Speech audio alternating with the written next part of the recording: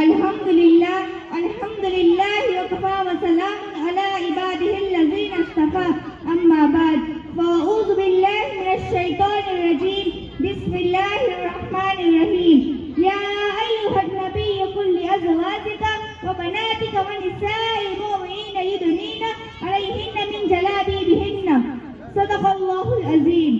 بے پردہ جو نظر آئی کل چند بیویاں کہ بے پردہ جو نظر آئی کل چند بیویاں اکبر زمین میں غیرت قومی سے گر گیا کہ پوچھا جو ان سے آپ کا پردہ وہ کیا ہوا، کہ پوچھا جو ان سے آپ کا پردہ وہ کیا ہوا، کہنے لگے کہ عقل پہ مردوں کی پڑ گیا۔ محترم حضرات، میں نے قرآن کریم کی آیت کا ایک ٹکڑا آپ حضرات کے سامنے پیش کیا جس میں نبی کریم صلی اللہ علیہ وسلم کو اس بات کی ہدایت دی گئی ہے کہ اے نبی اپنی بیویوں، اپنی بیٹیوں اور تمام مسلمانوں کی عورتوں کو اس بات کا حکم دیجیے کہ اپنے اوپر تھوڑی سی چادر لٹکائیں، یعنی کلام اللہ شریف کی اس آیت میں پردے کا حکم نازل ہوا ہے۔ قرآن پاک کے ایک دوسری آیت میں ہے وَلَا يَضْرِبْنَ بِخُمُرِهِنَّ عَلَى جُيُوبِهِنَّ کہ عورتوں اپنی اوڑھنیوں کو سینوں پر ڈال لیا کریں۔ اس آیت سے بھی پردے کی جانب اشارہ ہے۔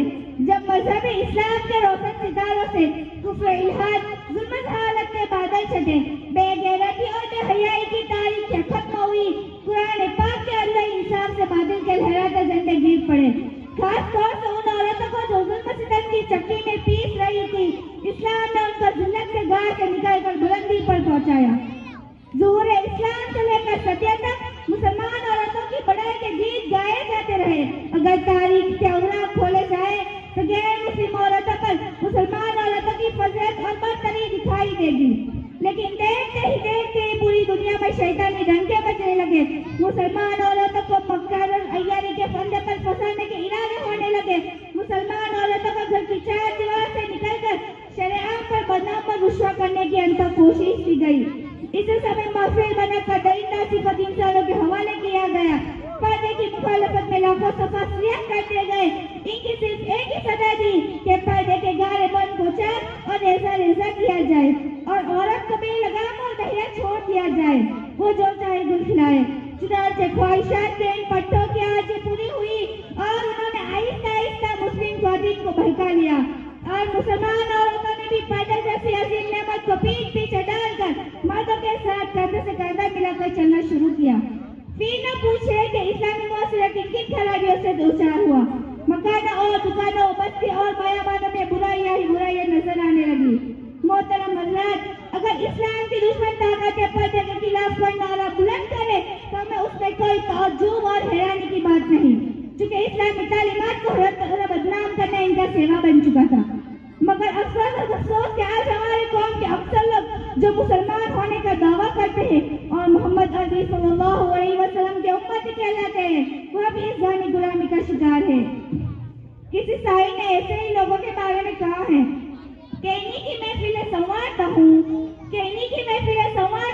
چراغ میرا ہے رات ان کی ہے، انہی کی مطلب سے کہہ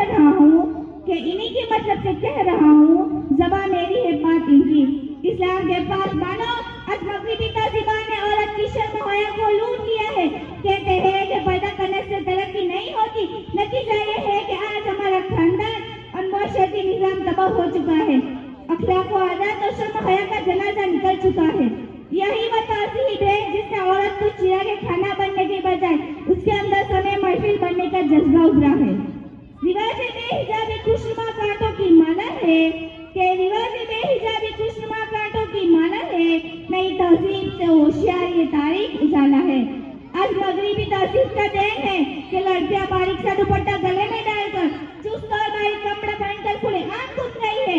میری ماؤں بہنوں سے کہنا چاہتی ہوں، ہماری کامیابی کفار، مشرکین اور عیسائیوں کی باتوں میں نہیں، ہماری کامیابی خدائے وحدہ لا شریک اور رسول اکرم صلی اللہ علیہ وسلم کے بتائے ہوئے طریقے اور اسلامی احکامات پر ہو۔ ہمیں مغربی صرف عورتوں کی نقل کرنے کی ضرورت نہیں ہے، ہماری ہدایت قرآن اور سنت کے بتائے ہوئے طریقے میں ہو۔ محترم حضرت اسماء رضی اللہ تعالیٰ عنہا جو حضرت عائشہ رضی اللہ تعالیٰ عنہ کی بہن ہے اور حضور صلی اللہ علیہ وسلم کی سالی ہے، ایک بار باریک کپڑا پہن کر آپ صلی اللہ علیہ وسلم کے سامنے آئی۔ سرور کائنات صلی اللہ علیہ وسلم نے نظر پھیر لی تھی اور ارشاد فرمایا کہ اسما جب عورت بالغ ہونے کی عمر کو پہنچ جائے تو اس کے جسم کو کچھ بھی دیکھنا جائز نہیں سوائے اس کے چہرے اور ہتھیلی کے۔ اس حدیث سے اس بات کا صاف صاف پتہ چلتا ہے کہ باریک کپڑا پہننا بھی پردے کے خلاف ہے۔ ایک بات کا قصہ ہے کہ حضرت ام سلمہ اور حضرت میمونہ آپ صلی اللہ علیہ وسلم کے پاس بیٹھی ہوئی تھی کہ عبداللہ ابن ام مکتوم جو ایک نابینا صحابی تھے یہ تشریف لائے۔ آپ نے فرمایا ان سے پردہ کرو۔ ام سلمہ نے عرض کیا کیا یہ نابینا نہیں ہے؟ نہ تو ہمیں دیکھ سکتے ہیں نہ تو ہمیں پہچان سکتے ہیں۔ آپ صلی اللہ علیہ وسلم نے فرمایا کیا تم دونوں بھی نابینا ہو؟ تم انہیں دیکھتی نہیں ہو؟ فخر موجودات آپ صلی اللہ علیہ وسلم کی ازواج مطہرات جو قیامت تک آنے والی مسلمانوں کی مائیں ہیں ان سے بھی پردے کا حکم تھا، ان سے بھی پردے کو ختم نہیں کیا گیا تھا۔ تو ہمیں اس بات کی کیسے گنجائش ہو سکتی ہے کہ بردہ گلی گوچوں میں گھومتے پھرے؟ خدائے و دعودا شریف سے دعا کیجیے کہ ہمیں اسلامی احکامات اور اسلامی تعلیمات پر چلنے کی توفیق عطا فرمائے اور ہمارے معاشرے کو اسلامی معاشرہ بنائے۔ اور میں شعر کے ساتھ اپنی بات ختم کرتی ہوں۔